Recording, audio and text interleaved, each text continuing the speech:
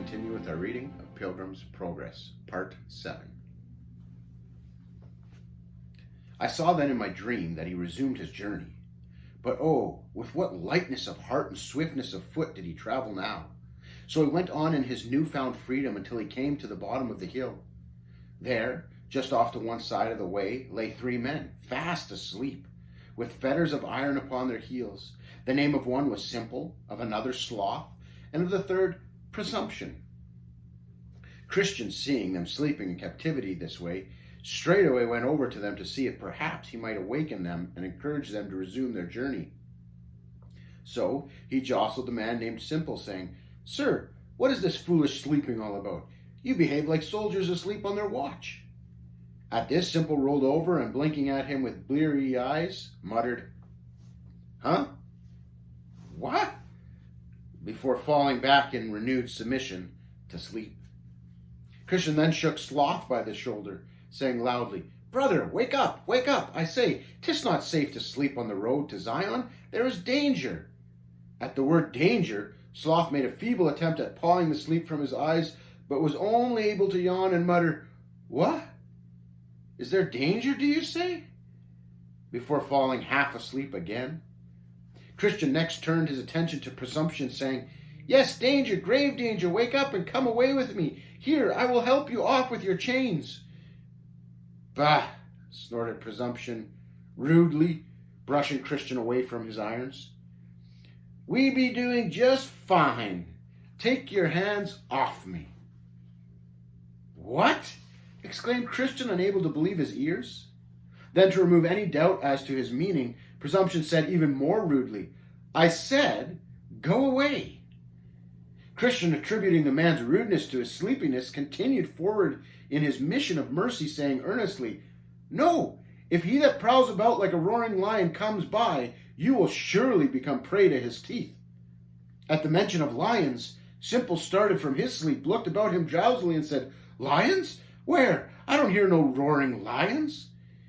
"He will come upon you when you least expect him," urged Christian. "Awake out of sleep." Simple looked around a little more, but seeing no immediate danger, replied gruffly, while fluffing up his dirty rag he used for a pillow, "I told ya, I don't see no danger. Now let me alone so I can get some sleep." But... Christian began to protest, only to be interrupted by Simple's insistent words. No, just go away." Undaunted, Christian turned his attention towards Sloth. "You there, wake up," he said, shaking him by the shoulders. "Yeah, sure, just let me get a little more sleep and I shall join you." "No," insisted Christian, still trying to awaken him.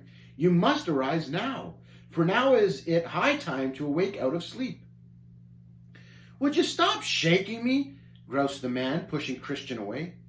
"You must hurry, for the day is far spent. The night is at hand." I know, he agreed. "You are right, and I shall join you in just a little while, but first, I must get my rest." "No," exclaimed Christian, "you can rest in heaven. Come." But the man, unconvinced by Christian's urgent pleadings, only whined on, saying, "But the way is hard, and he who has called us is a hard taskmaster. Therefore, I've got to store up strength for my journey." "You are burying your talent in the earth." "I am not. I am simply playing it safe. When my master returns, he will be happy enough just to see that there is not 1 ounce missing." "Oh," lamented Christian under his breath, "it is true what I have read. A little sleep, a little folding of the hands, and sudden destruction cometh upon a man." By this time Mr. Sloth had turned over and was well on his way back to dreamland. He mumbled through his beard as he began to snore. Christian then turned his attention toward Presumption, who seemed less sleepy than the other 2. "And what about you?" he entreated. "Will you strive for freedom and join me on my pilgrimage?" "Join you on pilgrimage?" Presumption blurted out as one offended. "We are on pilgrimage." "But how can you call yourself a pilgrim when you are fastened in chains like this?" he protested. "To be a pilgrim is to break every fetter and let the oppressed go free. Come," he said, kneeling down to examine the lock on the man's chains. Soon, he answered, firmly pushing Christian's hands away from his irons. No, not soon, cried Christian. The example of the dreamer teaches us that soon will never come. Not so, for I have seen it come and go many times. You must act now, insisted the pilgrim, for the end of all things is near at hand, and the time is far spent.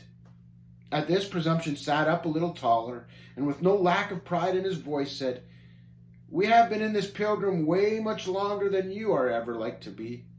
If there was such a need to be running off at all in a huff, the Lord of the Way would have certainly told us before you. How? Asked Christian. We shall surely feel a burning in our breast, or at the least an article in the church paper, he said. At this, Sleepy Sloth managed to turn over, and from his behind-closed eyes agreed, saying, Aye, at least an article.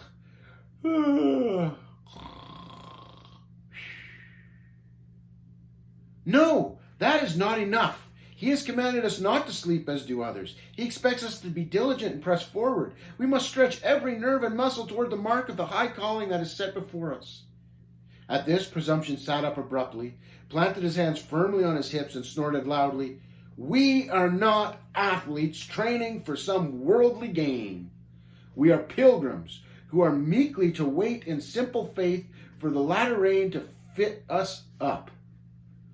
To this, Simple opened one eye long enough to concur, saying, Aye, 'twould be foolish to run before the time appointed.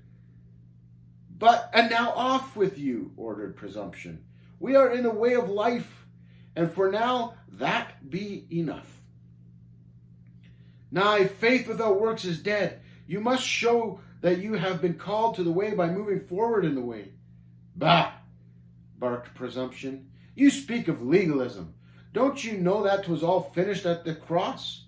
Now be off with you. But away, I say, ordered Presumption, pointing imperiously down the path. Let every man be fully persuaded in his own mind. But I speak the truth, urged Christian. As you understand it, returned Presumption, trying to stifle a yawn. Now let us resume our sleep. Perhaps God will give one of us a dream to confirm your warnings of danger. A dream? Yes, a dream, Sloth managed to murmur between snores. Then Presumption adjusted his chains for comfort, pulled his coat over his head, and joined Simple and Sloth in their loud snores. So Christian, with great reluctance, turned away to resume his journey, but he carried a heavy heart to think that men in such great danger could be so ungrateful. He had awakened them from a fatal sleep, warned them of mortal danger, and even offered to help them file off their leg irons, all to no avail. Now, as he traveled on pondering what would become of those miserable men, he saw two men coming tumbling over the wall on the left hand of the narrow way. The name of the one was Formalist, who said to his companion, Make it down all right? The name of the other was Hypocrisy, who answered as he jumped from atop the wall, Aye, down I am. Good, said Formalist, dusting himself off. Let's be on our way. Then Hypocrisy, chancing to glance back along the path, saw Christian. Say, chap, he exclaimed to his companion, look-see, another saint on pilgrimage. Hello there. Gentlemen, answered Christian. Whence from, and whither bound? We were born in the land of vainglory, answered Formalist proudly. And praise to God, continued Hypocrisy, we both be bound to Mount Zion. At this, Christian's brow furrowed with concern for their safety, and he asked, To Mount Zion, do you say? Then why do you not begin your journey back at the gate? At this, they both looked upon one another with puzzled amusement. Then Formalist turned to Christian and said, Gate? What gate? Chimed in Hypocrisy. The wicket gate that stands at the beginning of the way, explained Christian. The one manned by a great one named Goodwill. At the beginning. At the beginning, exclaimed Formalist haughtily. The beginning? The beginning begins wherever you happen to begin. Besides, that old gate you speak of is way too far out of our way. What? Exclaimed Christian in amazement. Have you not read where it is written, He that cometh not in by the door, but climbeth up some other way, the same is a thief and a robber? That does not apply to us, sneered Hypocrisy. No, not us, agreed Formalist. Everyone from the land of vainglory is in total agreement that the way back to the wicket gate is much too far. Therefore, continued Hypocrisy, we have followed the custom of our people in taking a shortcut over the wall. But aren't you afraid the Lord of the Celestial City will count you as trespassers? Asked the pilgrim, more concerned than ever. Now, why on earth would he do that? Demanded Formalist. Because you violated his direct command and came sneaking over the wall. Ha ha ha ha, chuckled Hypocrisy. No need to trouble your head about that small detail. Why not? Because what we do, we have custom for. Custom? Yes, custom, confirmed Formalist. Custom long-standing, asserted Hypocrisy. In fact, if you were to press the matter, we would produce testimony that our custom is nearly 2,000 years old. Indeed, was Hypocrisy's confident reply. But will it stand a trial at law? Oh, really now, good fellow, said Formalist with disdain. Certainly there can be no doubt in any rational mind that a custom which has served us for so long, and which has served to admit so many into the way, continued Hypocrisy, could certainly be counted as nothing but legal by any impartial judge, concluded Formalist smugly. And besides, said Hypocrisy, if we get into the way, what does it matter how we get into the way? But, began Christian, only to be interrupted by Hypocrisy, who said, No buts to it, chap. To be in is to be in. Oh, I don't know, said Christian with a worried look. Listen to logic, friend, said Formalist, taking up the strain. You are in the way, correct. Most certainly so, aye. Now you came in at the gate, correct, said Hypocrisy. Aye. And we came tumbling over the wall, said Formalist. Correct. Then Formalist jabbed a manicured finger into Christian's chest and said, You are in the way? Then pointing a thumb to himself, he added, I am in the way? Resting a hand on Hypocrisy's shoulder, he continued, He is in the way. To which Hypocrisy grinned in reply. Then reaching his arm around Christian's shoulder, he concluded, We are all in the way. Now what, pray tell, is the difference? How are you better than us? Not in the least impressed by Formalist's logic or proud stance, Christian stepped back and answered boldly, Chiefly in this, I walk by the rules laid down by my master, while you walk by the vain laws of your own imagination. It's a picture of Formalist.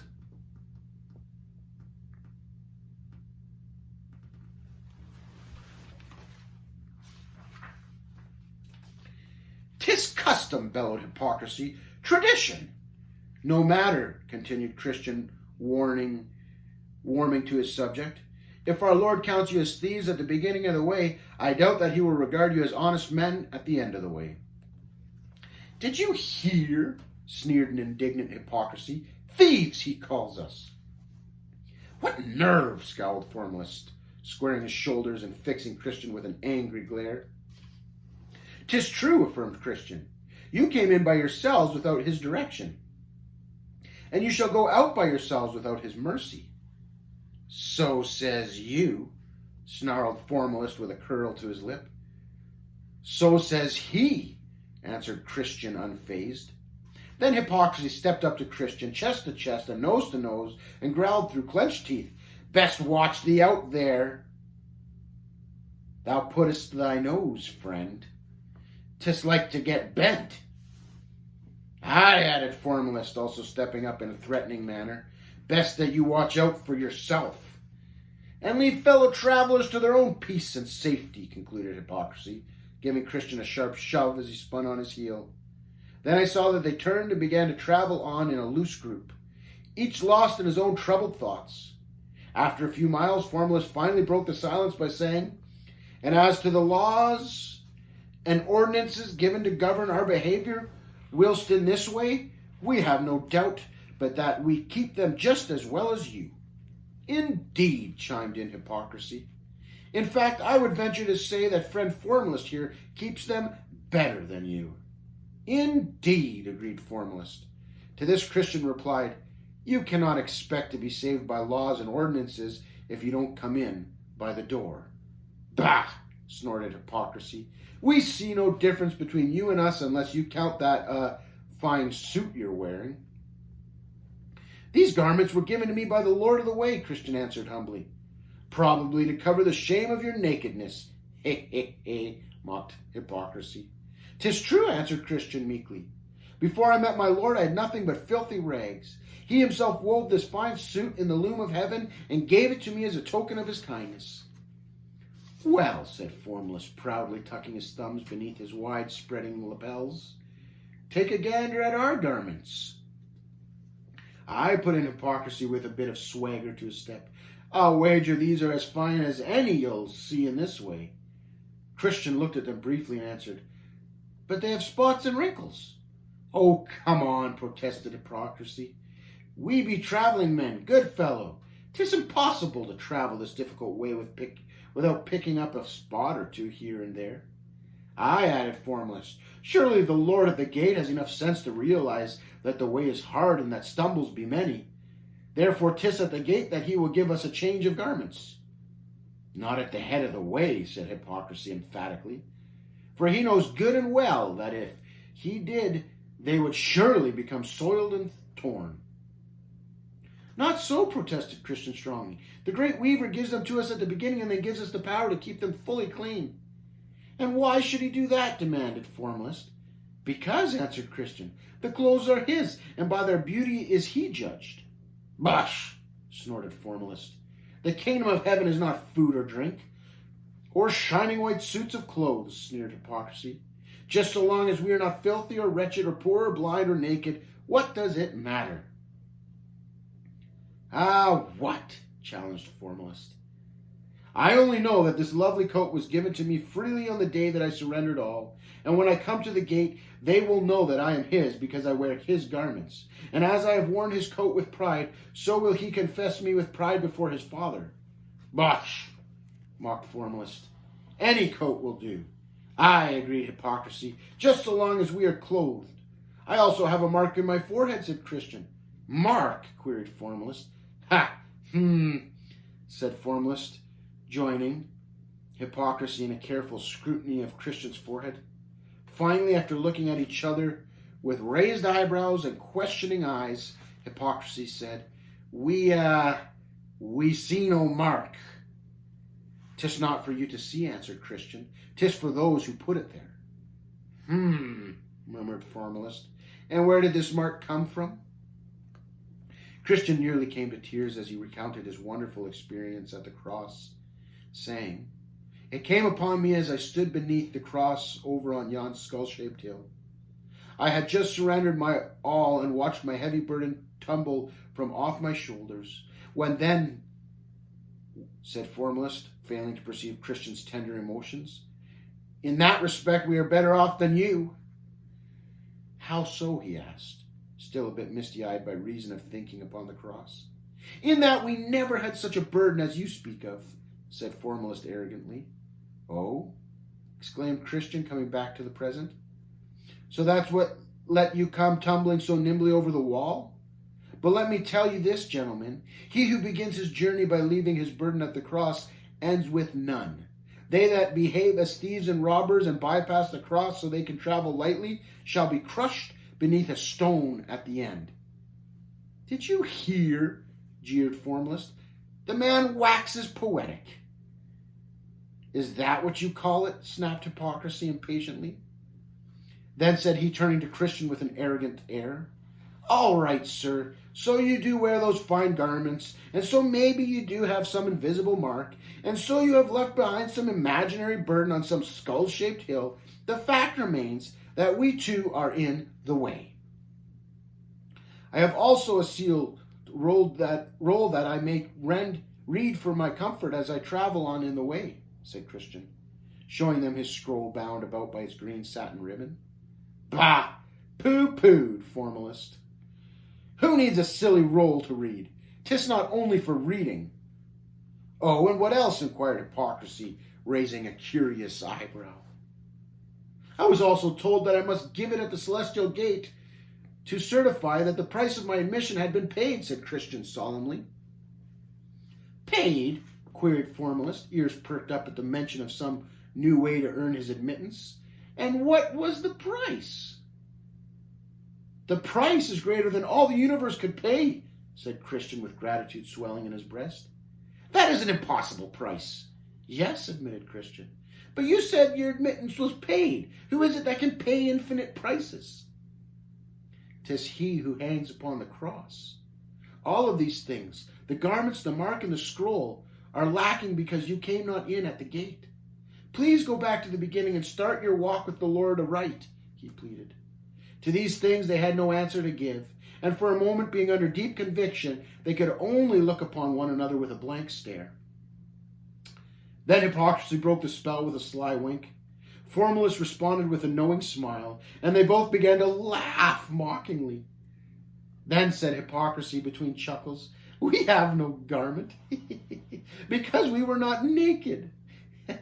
"And no burden," bubbled Formalist, "because of our good lives." "And no mark," chortled Hypocrisy, "because if it cannot be seen, it serves no purpose, and therefore cannot be needed." "And no scroll for comfort," mocked Formalist, "because we be in no need of said comfort." "Being quite comfortable already, you see," concluded Hypocrisy. "Except when keeping company with obstinate, bullheaded bigots like you," snarled Formalist. "Therefore alone shalt thou be. Farewell, foolish pilgrim," laughed Hypocrisy as he crossed his arms, turned his back on Christian, and paused to let him pass on. Then Formalist did the same as he snapped off a goodbye that really meant good riddance. So they dropped back and let Christian go on ahead with no visible company but his own. Sometimes as he looked at circumstances, he would sigh in discouragement, but then he would read a promise or two from his roll and pass on, much encouraged. We'll continue our reading again tomorrow.